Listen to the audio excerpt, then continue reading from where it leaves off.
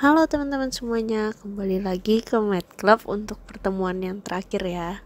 Jadi di sini kita akan membahas tentang statistika elementer, yaitu regresi linear.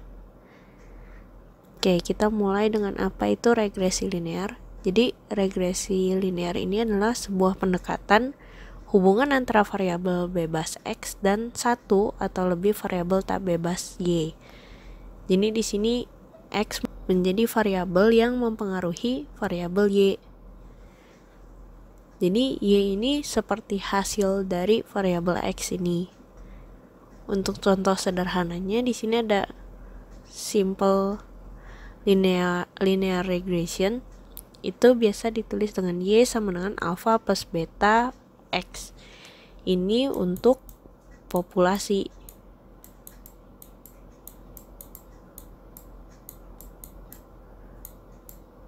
Kembali lagi dengan kita yang merupakan belajar statistika elementer. Mungkin ini.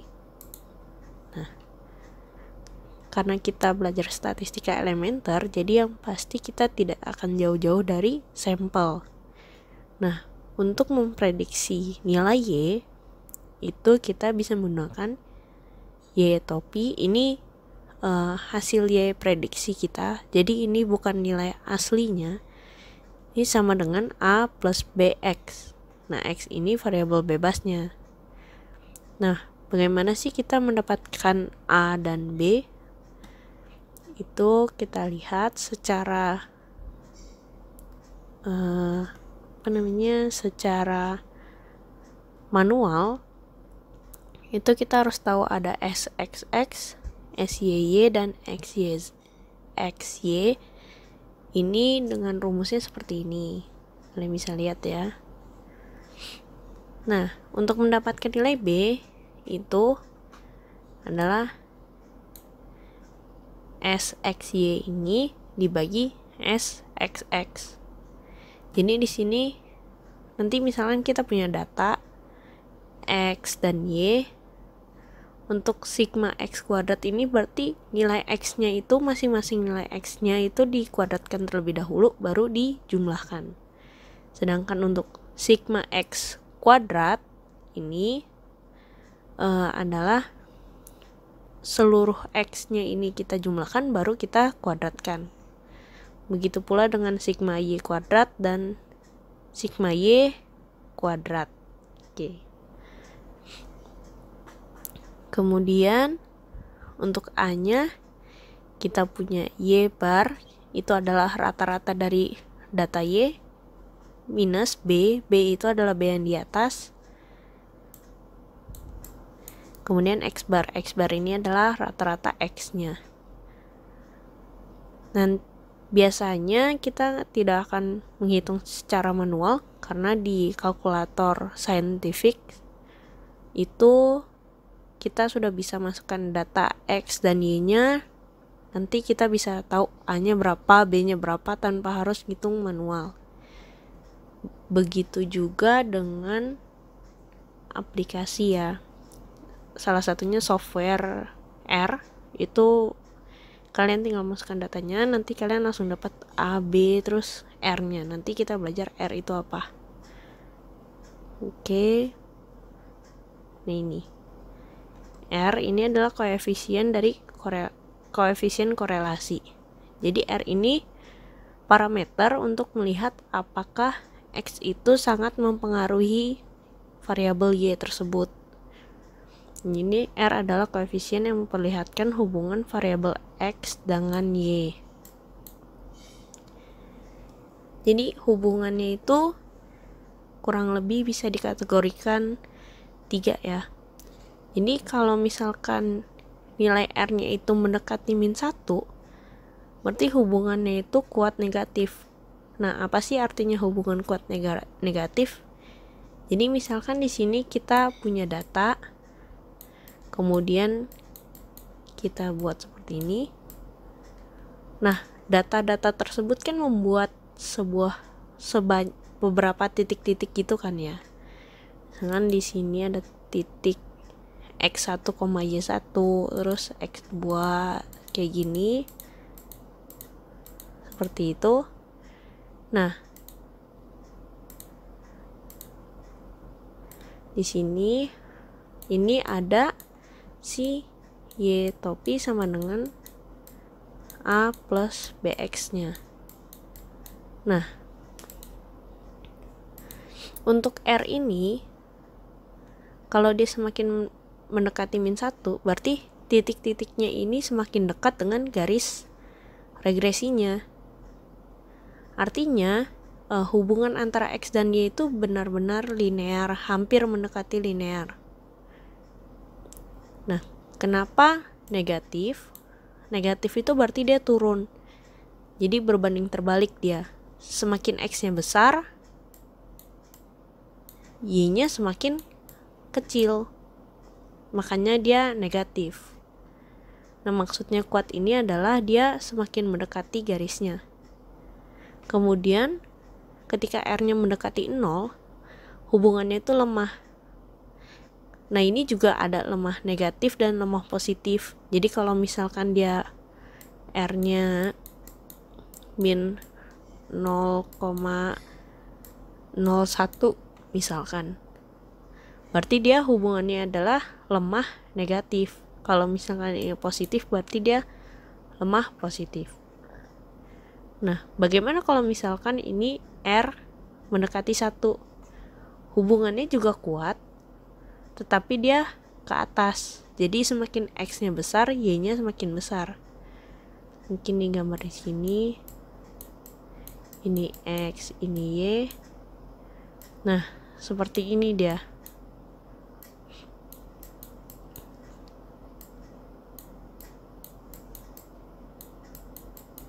Jadi datanya itu bentuknya mendekati gitu. Mendekati garis-garisnya. Ada yang pas di titik mungkin. Walaupun ada yang jauh satu, tapi dia masih mendekati garisnya gitu.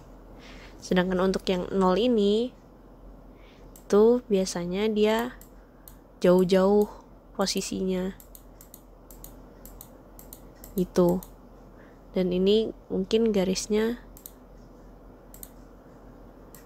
bisa jadi seperti ini. Jadi tidak terlalu banyak yang mendekati garisnya.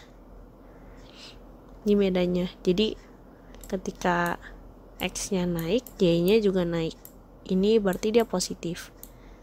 Cara lain untuk melihat ini, dia negatif atau positif itu bagaimana? Cara melihatnya adalah,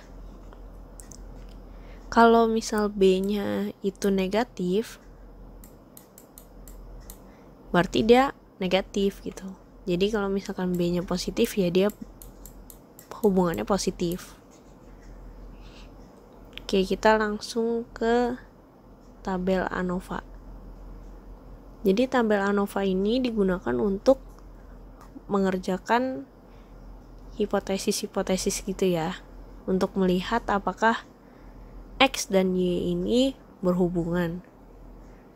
Jadi di sini kita terdapat total DF. Ini adalah derajat kebebasan untuk total. Regressionnya itu sudah pasti 1. Untuk total DF ini N-1. Lalu DF-nya untuk error itu N-2. Jadi sebenarnya ini juga totalnya dikurang regressionnya. Jadi aslinya itu N-1, ini kan total,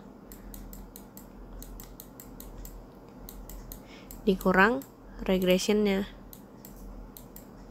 yaitu 1. Makanya di sini errornya N-2. Nah, total SS ini adalah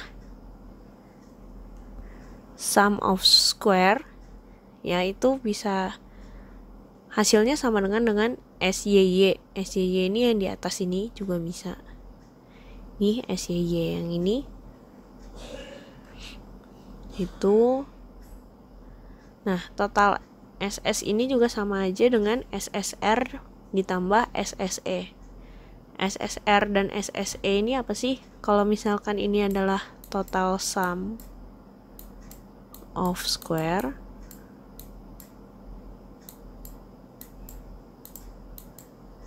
Nah, berarti SSR ini adalah sum of square regression.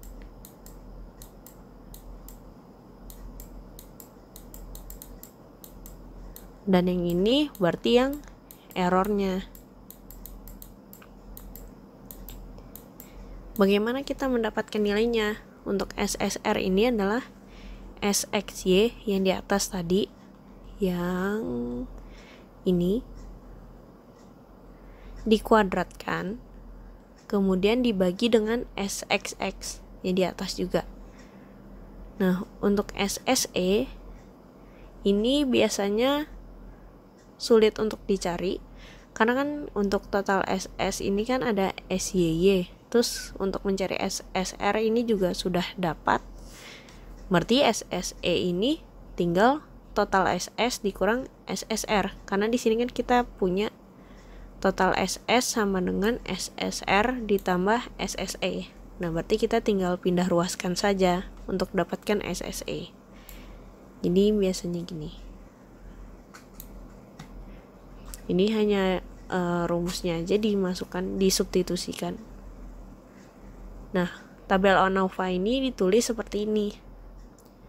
Jadi setiap kali untuk tabel ANOVA ini ada source, ini ada regression, error, dan total. Nah, ini DF yang tadi, DF-nya regression itu pasti 1. DF-nya total itu pasti n-1.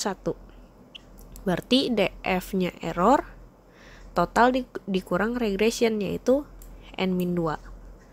Kemudian SS ini sum of squares-nya, SSR ini yang tadi di atas, ya kan? Total SS ini adalah SYY. Nah, SSE berarti total SS dikurang SSR. Jadi sama aja.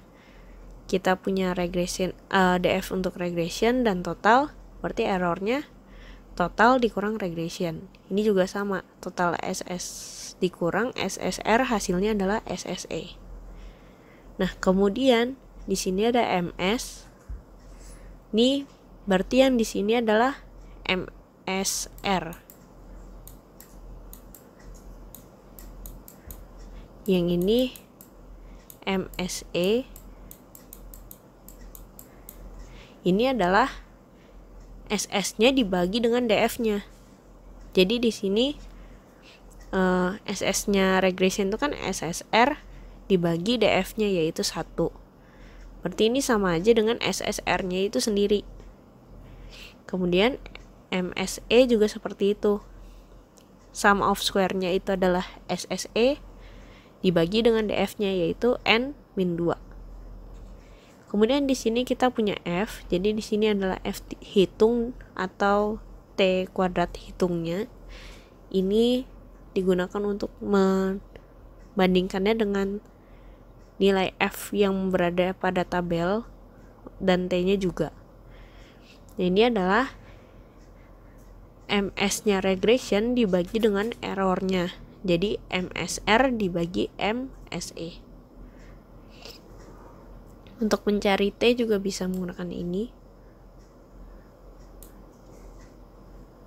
Nah, biasanya ini untuk memprediksi variansinya ini sama saja dengan MSE. Ini didekatkan ya, bukan sama dengan, masih prediksinya dapat didekatkan dengan MSE. Mungkin biar nggak terlalu bingung bisa menggunakan contoh. Jadi di sini ada tabel hubungan antara nilai tes matematikanya dari 10 orang sampel dengan variabel Y-nya adalah nilai akhir kalkulusnya. Jadi kita mau lihat seberapa berpengaruh sih nilai tes matematikanya ini terhadap nilai akhir kalkulus yang didapatkan oleh masing-masing mahasiswanya. Oke, jadi ini di sini ada tabel. Jadi kita dikasih tabelnya pasti ini aja. sampai sini. Nah, selebihnya ini adalah hitungannya kita. Jika dilakukan secara manual itu ya seperti ini. Jadi mungkin kecilin lagi biar kelihatan semua. Nah, di sini kita perlu apa aja sih? Kita perlu sigma X, sigma Y, sigma X kuadrat, sigma Y kuadrat, dan sigma XY. Sigma X dan sigma Y ini kan kita tinggal jumlahkan nih. Kita punya datanya berarti 39 tambah 43 ditambah seterusnya sampai 52, hasilnya adalah 460. Kemudian sigma Y juga tinggal dijumlahkan, satu kolom ini dijumlahkan, hasilnya adalah 760. Nah, kemudian untuk mendapatkan sigma X kuadrat itu kita kuadratkan dulu masing-masing X-nya. Jadi 39 dikuadratkan hasilnya 1521 dan seterusnya. Lalu dijumlahkan kolom ini. Hasilnya adalah 23.634. Begitu pula dengan Y kuadrat. Jadi tinggal dikuadratkan lalu dijumlahkan. Hasilnya adalah 59816. Dan yang terakhir ini nilai X-nya dikalikan dengan Y-nya. Jadi 39 dikali 65 hasilnya 2535. Nanti semuanya gitu dikalikan lalu dijumlahkan, hasilnya adalah 36854. Untuk X bar dan Y bar ini adalah sigma X dibagi N. Jadi kan N-nya 10. Sigma X-nya adalah 460.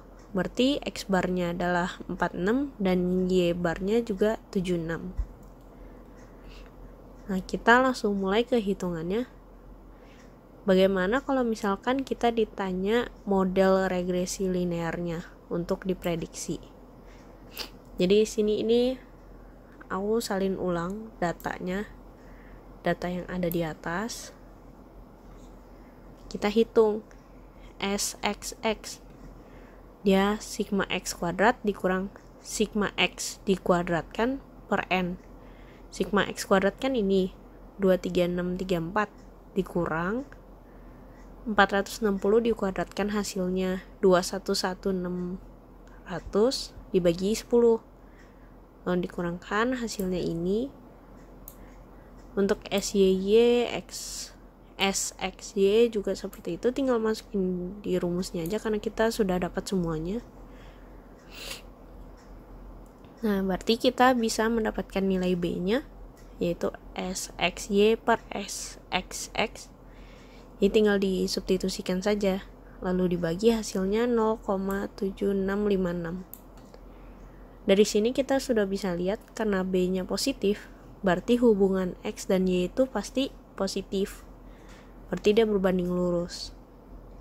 Nah, untuk mendapatkan A-nya di sini Y bar min B dikalikan X bar.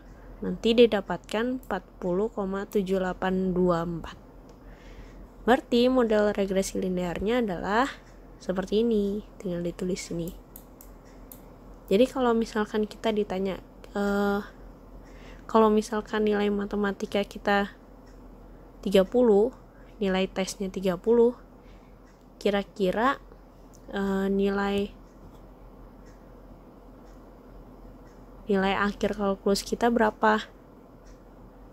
Nah, itu kita bisa prediksi dengan model regresi linear ini. Jadi tinggal X-nya dimasukkan 30, nanti dapat hasil Y-nya.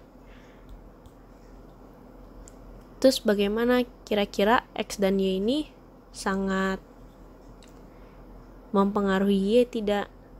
Kita bisa melihatnya dengan koefisien korelasinya.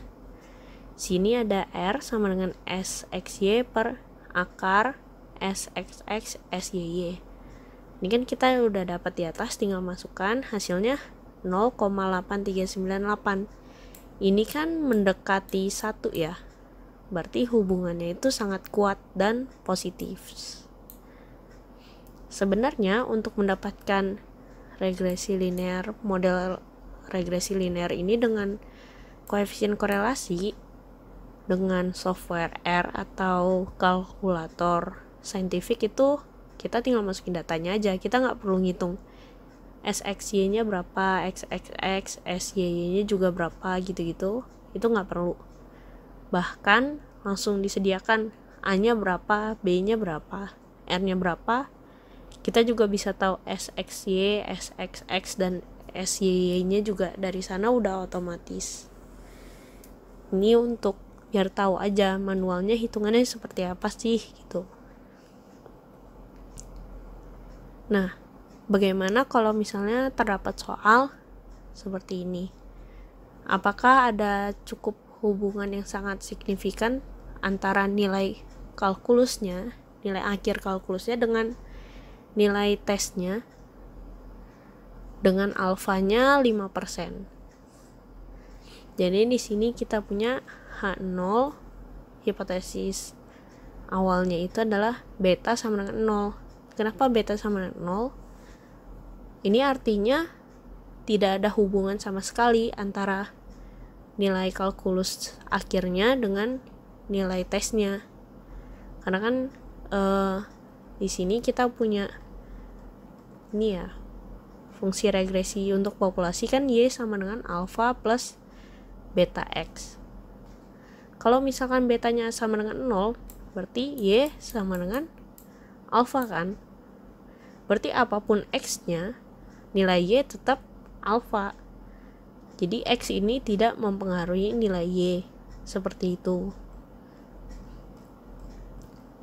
Nah, bagaimana kalau dia mempengaruhi? Berarti beta tidak sama dengan 0. Ini adalah hipotesis alternatifnya.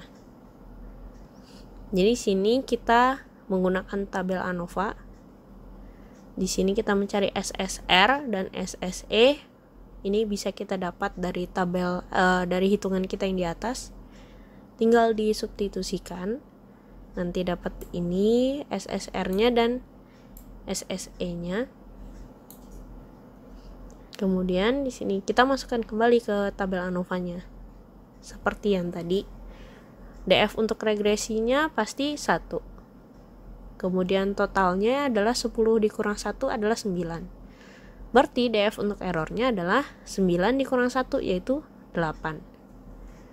Kemudian di sini kita dapatkan SSR-nya itu 144,9741. Kemudian nah ini kalau misalnya kita udah langsung seperti ini juga boleh. Enggak juga nggak apa-apa. Berarti kalau SSE-nya itu adalah 606,0259. Ini kita tinggal jumlahkan saja. Antara SSR dan SSE itu hasilnya 2056 untuk totalnya. Kemudian untuk MS-nya, MSR-nya itu sama dengan SSR-nya. Dan ini MSE-nya adalah SSE 606,0259 dibagi DF-nya yaitu 8. Hasilnya adalah 75,7532. F-nya adalah 19,14. Ini dapat dari mana? Ini dapat dari MSR-nya. Jelek banget ya. MSR dibagi MSE-nya. Nah, sini kita bisa menggunakan tabel F. Jadi di sini kita udah langsung dapat F-nya adalah 19,14. Nah, untuk F tabelnya adalah 5,32. Tahu dari mana? Ini kita lihat dari tabelnya. Di sini ada tabel F. Nah, ini kan ada DF untuk penyebut dan DF untuk pembilang. Nah, DF yang pembilang ini adalah DF yang regresinya. Ini N1. Jadi, kita lihat yang kolom 1. Kemudian untuk DF penyebutnya, ini adalah DF errornya yang kita lihat. Berarti 8. Jadi di sini 18 yaitu 5,32. Nah, karena F tabelnya ini lebih kecil daripada F hitungnya, ini kita lihat dari mana. Jadi misalkan ini karena 5 berarti kan lebih mendekati 0 ya. Ini kan 5,32, sedangkan F hitungnya adalah 19,14. Ini kan masuk ke daerah penolakan kan. Di sini kan H0 diterima.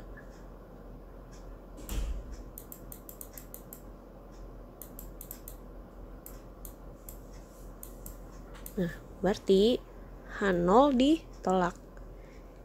Yang artinya adalah X ini berpengaruh terhadap Y. Bagaimana kalau kita menggunakan tabel T? Nah, jadi 19,14 ini sama dengan T kuadrat kan. Berarti untuk mendapatkan T-nya kita tinggal akarkan. Ini hasilnya adalah 4,3749. Kemudian kita tahu T tabelnya adalah 2,306. Ini dapat dari mana? Sini kita lihat tabel T. Nah, di soalnya kan kita didapatkan alfanya adalah 5% ya. Di sini kan alfanya 5%. Berarti di sini kita lihatnya yang ini. Kenapa yang ini? Ini masih alfa utuhnya. Karena kan ini tidak sama dengan ya. Nah, di sini. Beta tidak sama 0. Berarti kan ini dibagi 2. Ini alfa per 2, ini alfa per 2. Nah, yang di atas ini, yang atas ini untuk alfa per 2, sedangkan ini untuk alfanya. Yang dilihat jadi ininya ya, atau yang atas kan alfa per 2 nya kan 5% tuh berarti 2,5% ya, yaitu 0,025. Nah, ini jadi kita lihat kolom yang ini. Kemudian untuk DF nya, DF yang kita lihat adalah yang error, berarti 8. Jadi pada kolom ini yang ke 8 yaitu 2,306. Udah cocok ya. Nah, kita bandingkan lagi seperti yang tabel F. Di sini T tabelnya itu 2,306. Sedangkan kita dapatkan T hitungnya itu di sini 4,3749. Yang artinya dia termasuk ke daerah kritis juga. Makanya H0-nya ditolak. Jadi berdasarkan tabel T, di sini juga X berpengaruh terhadap Y. Oke, mungkin sekian dulu pembahasannya. Mohon maaf jika ada salah-salah kata. Sekian dan terima kasih.